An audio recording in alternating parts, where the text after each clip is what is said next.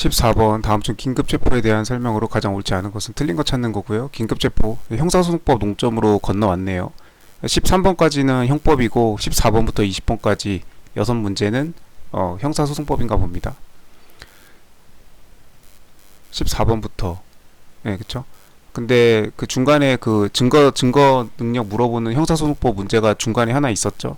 그래서 13번까지가 형법이었는데 중간에 한 문제 형사소송이 있으니까 12문제가 형사소송이고 나머지 8문제가 14번부터 20번까지가 7문제죠. 여기다가 여기 중간에 형사소송 문제가 하나 있었으니까 해서 형법 12문제, 형사소송이 8문제로 이렇게 해서 순경 형사법은 이렇게 나오나 봅니다.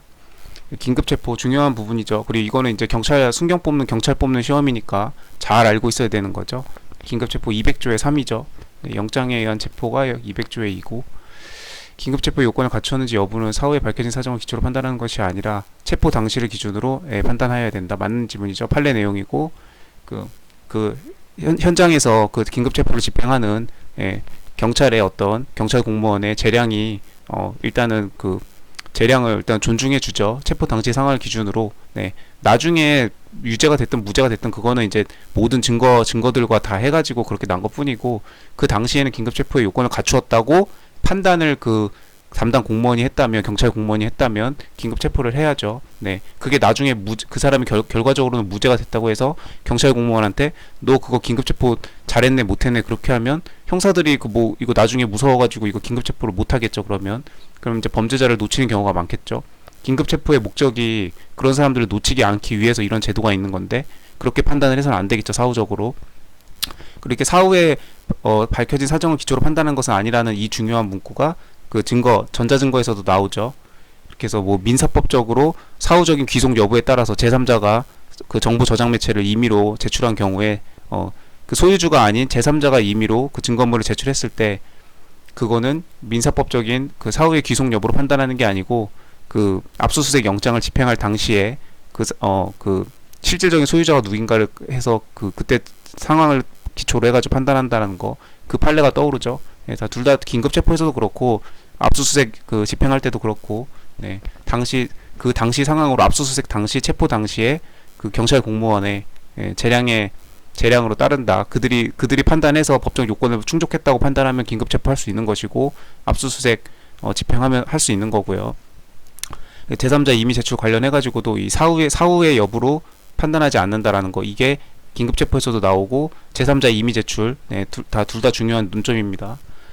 그래서 맞는 내용이었고, 사법경찰관이 피의자를 긴급체포한 경우에는 즉시 사법경찰관은 항상 즉시 해야 됩니다. 검사한테 하는 거는. 경찰관은 법원에 단도직입으로 하는 게 아니고 검사를 거쳐야죠. 뭐든지 검사를 거쳐서 해야 되고 검사한테 보고는 바로바로 해야 됩니다. 즉시 맞는 내용이고 조문이죠. 이거는 긴급체포 석방된 자는 영장 없이는 동일한 범죄사실을 받아 다시 체포하지 못한다. 그렇죠. 긴급체포 만약에 저기 해가지고 이제 풀어줬어요. 석방했어요. 그런데 다시 그 똑같은 혐의에 대해서 저기 하려면 영장을 받아와서 하면 됩니다.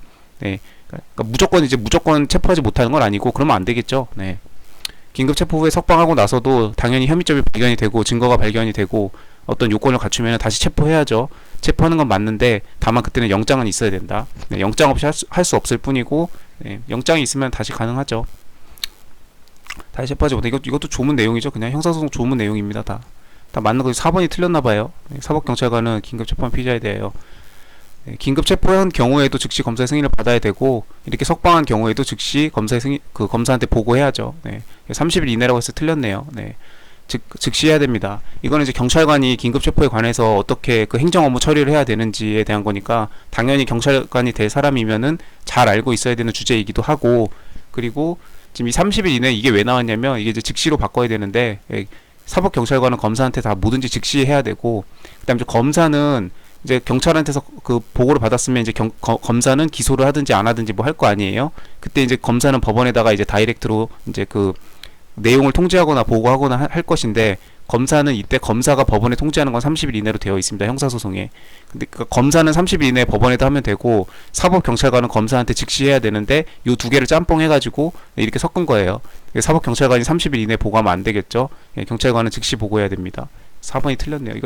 이건 다 조문이죠. 그리고 1번은 판례 내용 그대로 갖고 왔고요. 문제 14번 긴급체포 200조의 3이고요. 검사는 이렇게 해가지고 네, 할 수 있습니다. 이런 경우에 긴급체포할 수 있죠.